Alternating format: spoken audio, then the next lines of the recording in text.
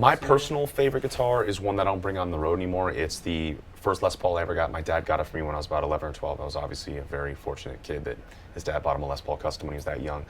That's the one that was the prototype and blueprint for the MKH Epiphone signatures. I sent that in. We took the weights, the dimensions, the playing, the feel, and everything of that to model into mine. Okay.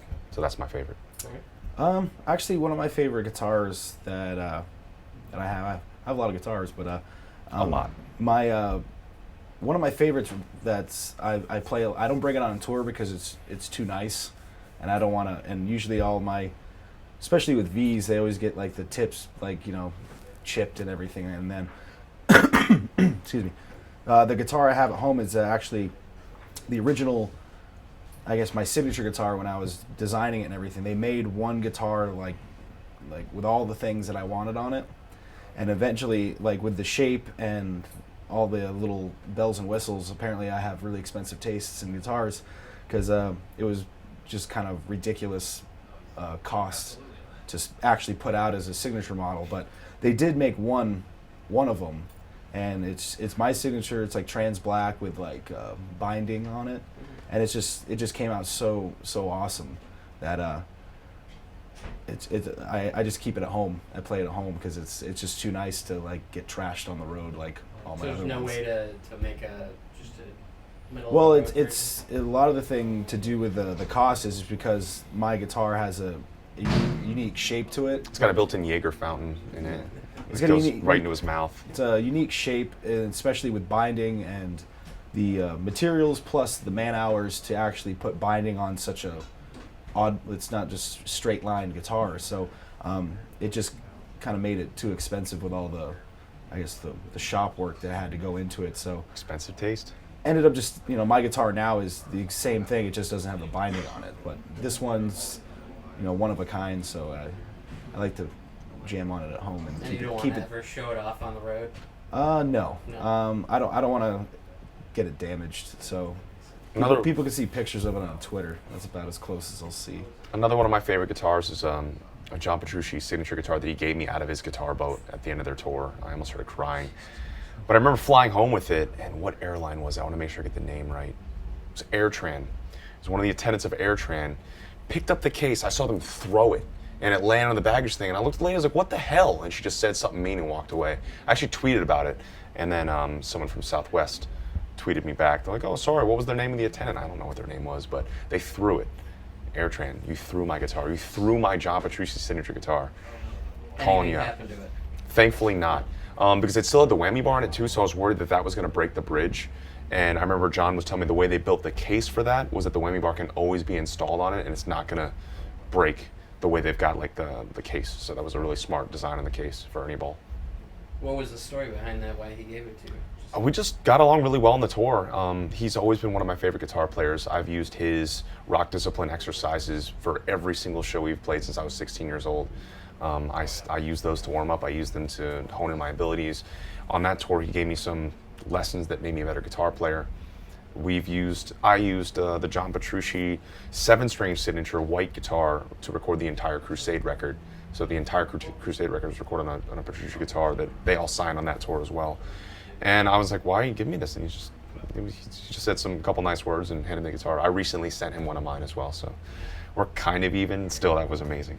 So you guys are best friends now? Guitar pals. Yes. Guitar pen pals. I got a T-shirt on that tour.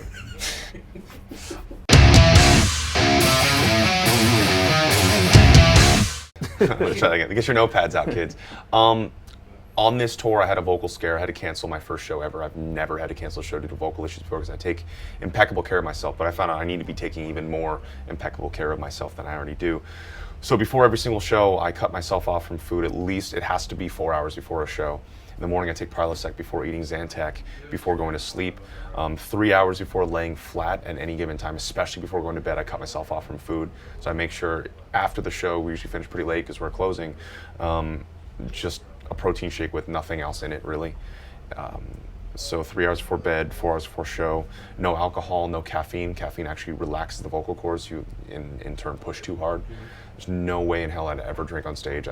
Dudes that do it, I mean, like to hear them direct. Let's hear how you sound, because I mean, there's always a little bit of reflux happening. Everyone has a degree of reflux, especially if you're eating or drinking immediately before a show. Tons of water. I live very healthy on the road. Fill my days full of, yes, obviously I'll eat really well. Like today I'm going to one of my favorite restaurants in the country, Publican, but it needs to be cut off 4 hours before a show.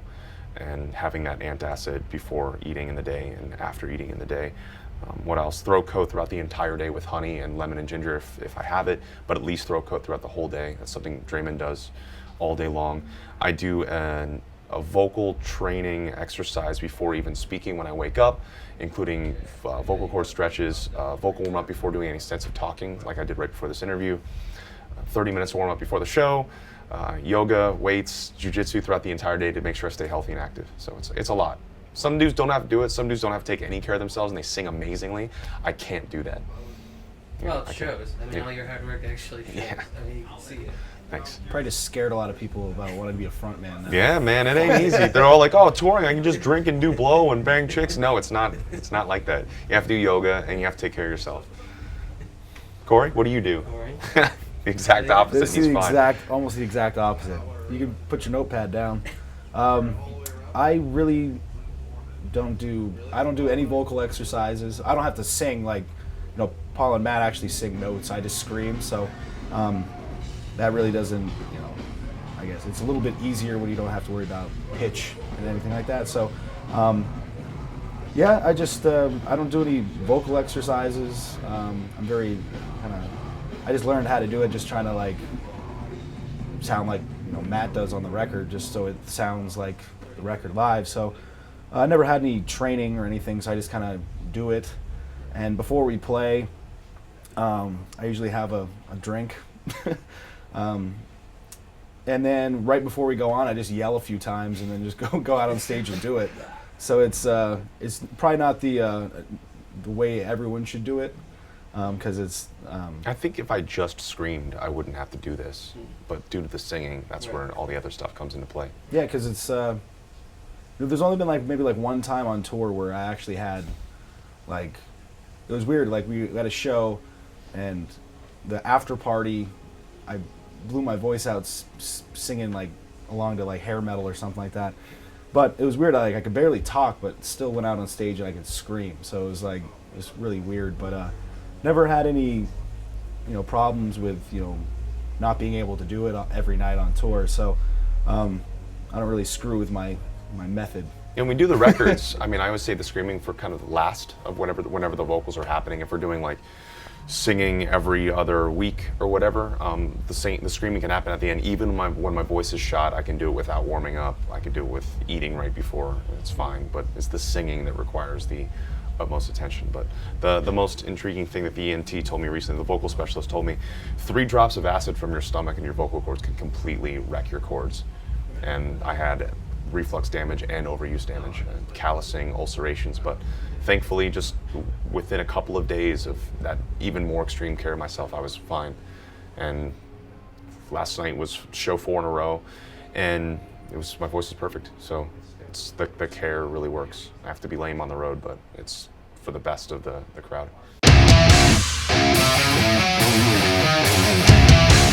The metal scene, without a doubt, is smaller in the U.S. than it is in all the other countries. And I'm from this country. I live in this country. We tour this country more than anywhere else. But metal here, due to TV shows, specific radio shows, specific radio hosts, specific bands, and specific genres of fans, metal is looked at in the wrong light. It's those things that bring down the image of metal and almost make it something cheesy, make it something corny, make it something cliche, what people imagine. For people that don't know metal, what they think of it in their head, of the knuckle-dragging musicians that are this thing, those things help further that bad stereotype of what it is. Thankfully, there is a metal scene here, and we're a band that is a metal band. We love metal. That's what we do, and we try to further that.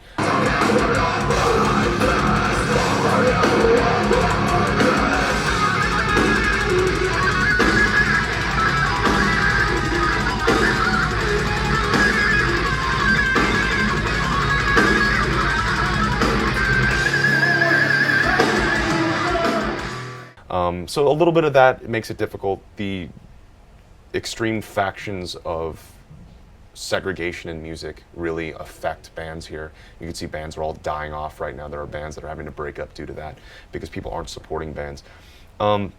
South America, Germany, Asia, metal's not just a genre people listen to. Metal is a lifestyle. It's not just something you turn on because you feel like it, but it's something you eat, breathe, sleep, and live. And that's what we do. I'd like that mentality to happen more here. Maybe it will. You know, we're trying to push for that. We'll see. But the U.S. is a great place to be. I love it here. I love North America. But there are other places in the world, without a doubt. It's more of a lifestyle than it is here.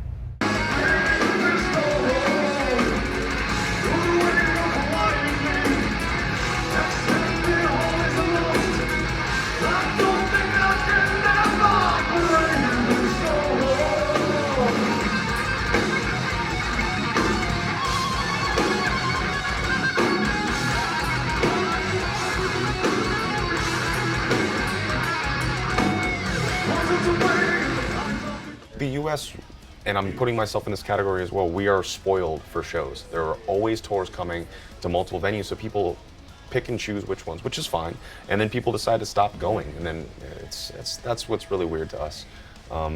Whereas we play places overseas where people would be waiting in line 2 days in a row, or 2 days before the show even happens. I'm not saying kids are gonna go do that, but definitely if you love something, like we all love metal, we need to help further it. We need to support all metal bands, not just the 3 that no one else has heard of, but support all of it for the good of the greater good of all of it.